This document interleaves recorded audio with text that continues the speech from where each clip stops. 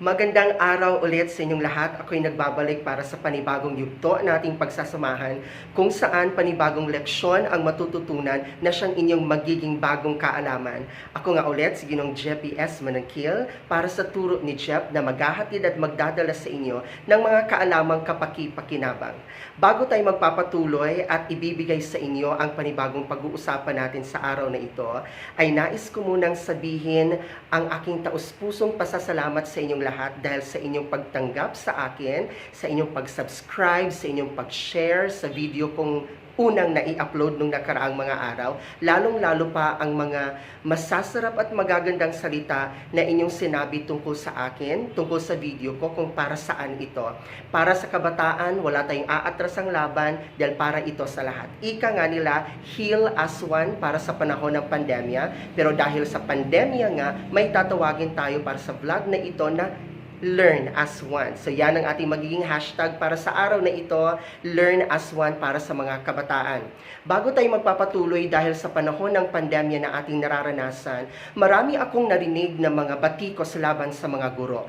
Ang daming lumabas ng mga guro di umano ay walang ginagawa sa panahon ng pandemya, pero nais kong linawin sa inyong lahat na ang dami po naming ginagawa. Pagpiprenta ng module, tapos pag-staple ng module, sumasakit na nga mismo yung aming mga kamay, yung aming mga braso, pero wala pa rin kaming tigil o hindi pa rin namin ito ititigil dahil alam namin na maraming mga isipan, mga munting isipan, mga bata, mga estudyante na umaasa sa amin bilang mga guro nila. Hindi man siguro nila kami nakakasama araw-araw sa loob ng klase, pero ginagawa namin ang aming paraan para makatulong sa kanila sa abot ng aming makakaya.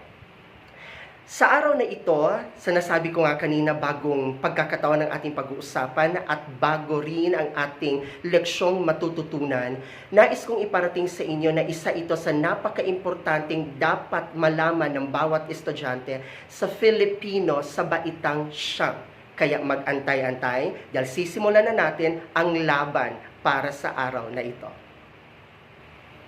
Dahil sa bago ang ating pag-uusapan, hindi pa rin natin dapat kakalimutan kung ano ang ating naunang na pag-usapan.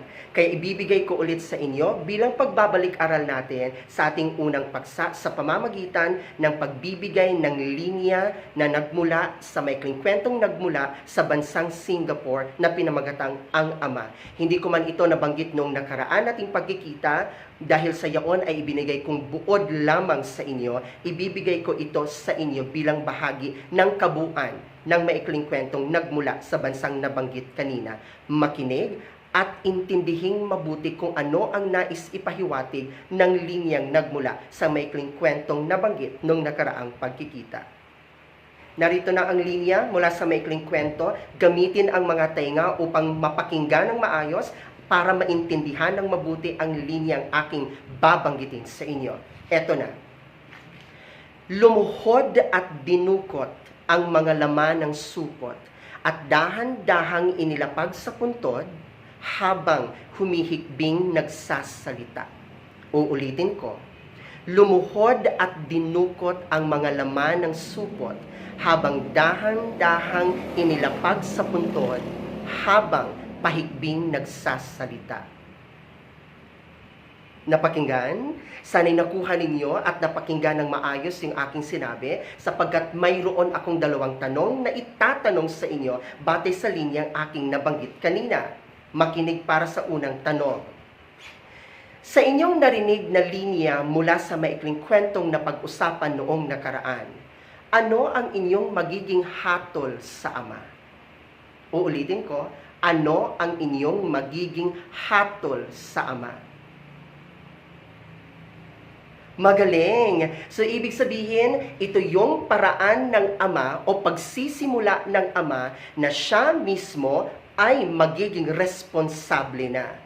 Siguro sabihin natin, siya ay nagdaramdam, siya ay nasasaktan, pero nakikita natin sa kanyang kilos ngayon, ikinikilos ngayon, na ito na ang simula ng kanyang pagbabago. Lalong-lalo pa, hindi na siya naging madamot nung nakaraan, sapagkat nung nabuksan ang supot kung saan may lamang pagkain, doon na nagsimulang lumapit ang kanyang mga anak at sabay-sabay nila itong kinaing magkasama.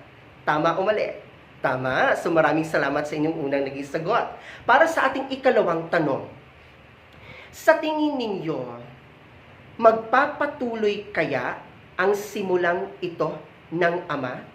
Ang ibig kong sabihin, magpapatuloy kaya ang kanyang adhikain ngayon na magbago at magiging mabuting ama sa kaniyang mga anak? Ano ang inyong magiging sagot? Mayroon lamang akong 5 segundong ibibigay para mapag-isipan at masagot ninyo ang aking tanong. Magbibilang ako.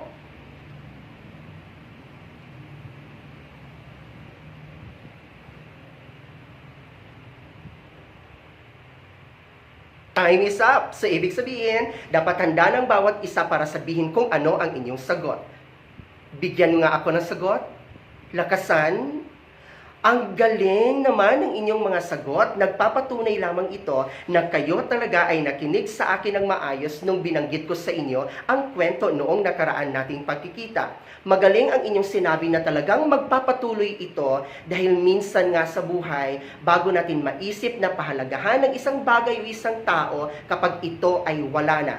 Magbabago na ang emosyon, magbabago na ang takbo ng buhay, aayusin na ang mga maling nagawa nang sa ganoon magpapatuloy tungo sa ikaliligaya ng bawat isa sa mundong ating ginagalawan ngayon. Maraming salamat. Tamang-tama ang inyong mga sinabi, kaya palakpakan ng bawat isa. Yehey! Hindi na muna tayo maglalakbay sa araw na ito dahil alam mo naman, krisis ngayon, mahirap na maubusan ang ating bulsa ng laman. So, wag na muna, sa susunod na lang siguro. Kaya dito na lang muna tayo sa Pilipinas. Tumambay na lang muna tayo dito at mapag-usapan ang isang mahalaga din mismong bagay na dapat ninyong malaman.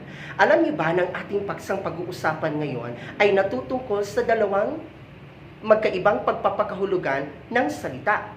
Depende ito sa kung paano ginamit ang salita sa loob ng pahayag o sa loob ng pangungusap. Halimbawa, kung sasabihin kong tatay, posibleng ang magiging kahulugan nito ay ama o di kaya'y haligi ng tahanan. Kung sasabihin ko namang nanay, maaring ang kahulugan nito ay ina o di kaya'y ilaw ng tahanan. Dalawang magkaibang halimbawa ang siyang ibinigay ko sa inyo. Ibig sabihin, ito yung magdadala sa atin upang matukoy ng maayos at tama ang ating paksang pag-uusapan. Alam niyo ba kung anong tinutukoy ko? Kung alam niyo, pakisigaw naman. Aray, ang sakit sa tenga. Dahan-dahan lamang, huwag masyadong sumigaw kasi masyadong malakas at masakit sa tenga. Isigaw ng maayos ang sagot. Ano ang inyong sagot? Tama. Ang ating magiging bagong leksyon ngayon ay natutungkol sa denotatibo at konotatibo. Alam niyo ba ang dalawang ito? Para malaman, basahin lamang kung ano ang isusulat sa screen.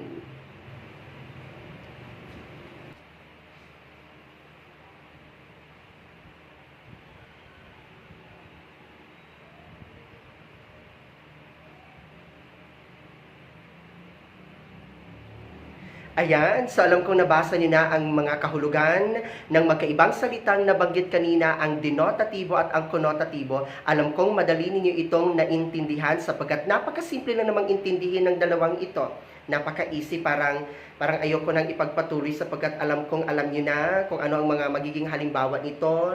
Baka ito ay napag-usapan niyo na noon nung kayo ay nasa grade 8 or nasa grade 7 halimbawa. So, pero wala akong magagawa talaga kundi pagpapatuloy at tatapusin natin ito. Ano ulit ang ibig sabihin ng denotatibo? Tama, ang denotatibo ay ang pagpapakahulugan ng salita na direktang nagmumula sa diksyonaryo. Habang ang konotatibo naman ay ang pagpapakahulugan ng salita, malalim na pagpapakahulugan sa isang salita. Yan yon. So napakadali lamang intindihin, di ba? Kaya wag na wag dapat itong kakalimutan dahil napaka-importante ng mga ito. Ngayon ay mayroon akong mga larawang ipapakita sa inyo na gagamitan pa rin natin ng denotatibo at konotatibong pagpapakahulugan. Tignan natin kung talagang may naintindihan kayo sa nabanggit kanina. Kayo mismo ang sasagot. Ako lamang ang siyang tagasulat sa banda rito. Okay ba? Okay?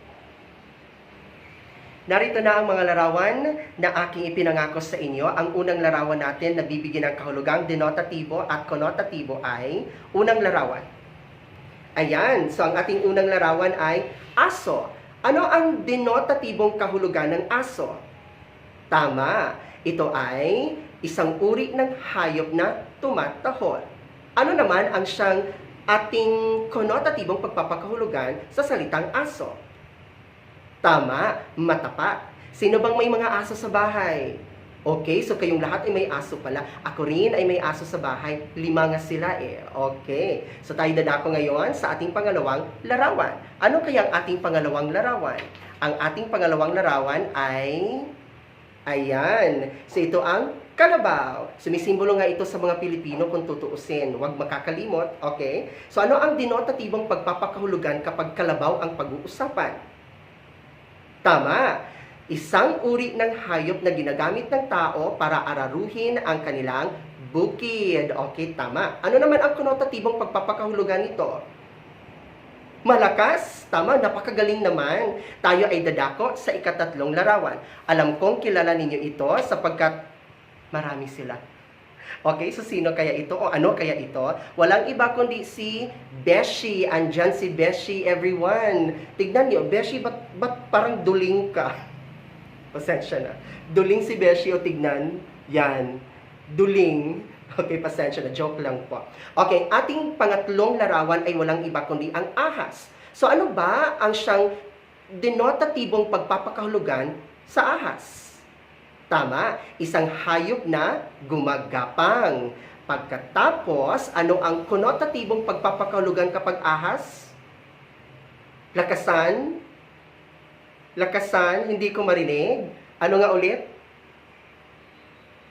Taksil, yan yon. Abay, grabe naman, alam na alam ninyo. Pero alam kong talagang makaka-relate kayo para sa ating ikatatlong larawan. Kapag ito yung pag-uusapan, ay nako, yung tengang ganito, talagang gaganyan sapagkat ito.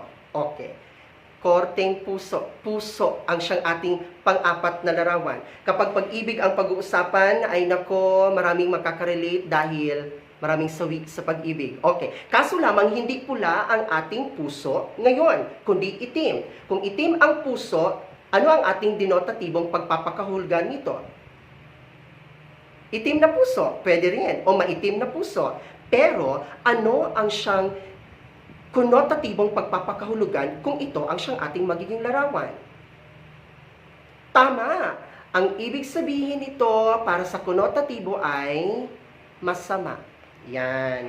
Ay nako, yung mga masasama dyan, magbago na kayo kasi walang may idudulot yung mabuti sa ating lipunang ginagalawan. Kaya dapat, love, love, love lang dapat, di ba? Okay. So, yon ang siyang ating apat na mga larawan na naipakita ko sa inyo kanina. Nasagutin yung mabuti, ng maayos, ng tama. Kaya, napagtanto kong, ang galing ninyong lahat. Kaya palagpakan ng bawat isa. Yehe. So mabuti at magaling ang inyong ginawa, everyone. Nasagot yun ng maayos ang pagpapakahulugan ng apat na mga larawang ibinigay ko kanina na naayon sa denotatibong pagpapakahulugan at konotatibong pagpapakahulugan ng salita. Bago natin tapusin ang ating pag-uusap para sa araw na ito, ay mayroon akong ibibigay na takdang aralin para sa bawat isang mag-aaral na nakikinig at nanunood sa akin ngayon. Nang sa ganoon ay may maipasa kayo sa inyong guro. Kung halimbawa man, ito rin yung parang hihingin niya bilang output mula sa inyo. Mamayang gabi, alam kong mananaginip kayo. Huwag na huwag kakalimutan ang inyong magiging panaginip sapagkat bukas na bukas sa inyong pagising, isulat ninyo ang inyong naging panaginip at gamitan ninyo ito ng mga salitang naaayon sa pagpapakahulugang denotatibo at konotatibo. Nagkaintindihan tayo? Okay, so wala na bang tanong ang lahat? Kung wala na, edi maupo ng maayos dahil matatapos ko na ang aking videong ito.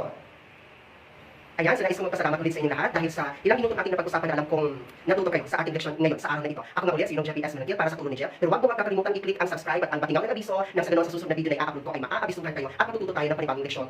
itatatag natin sa ating isipan upang magamit natin sa ating pang-araw-araw na pamumuhay at ang pakikitungo natin ng maayos sa kapwa-tao sa lipunan ating ginagawa. Mag-ingat kayo ng mabuti, pagkatapos magdasal, huwag lamang ipagdasal ang sarili at ang pamilya, kundi ang lahat ng tao sa iyong lipunan, lalo-lalo pa ipagdasal ng sanay mawala ng pandemya ito, nang sa Panginoon ay magkita-kita tayo sa loob ng klase, magkaharap-harap ba at hindi na sa katulad nito. Yan ang mangyayari siguro sa susunod ng mga panahon. Huwag magkakalimot, mag-ingat at magdasal para maging safe tayo sa lahat ng oras at sa lahat ng panahon. Maraming salamat at paalam.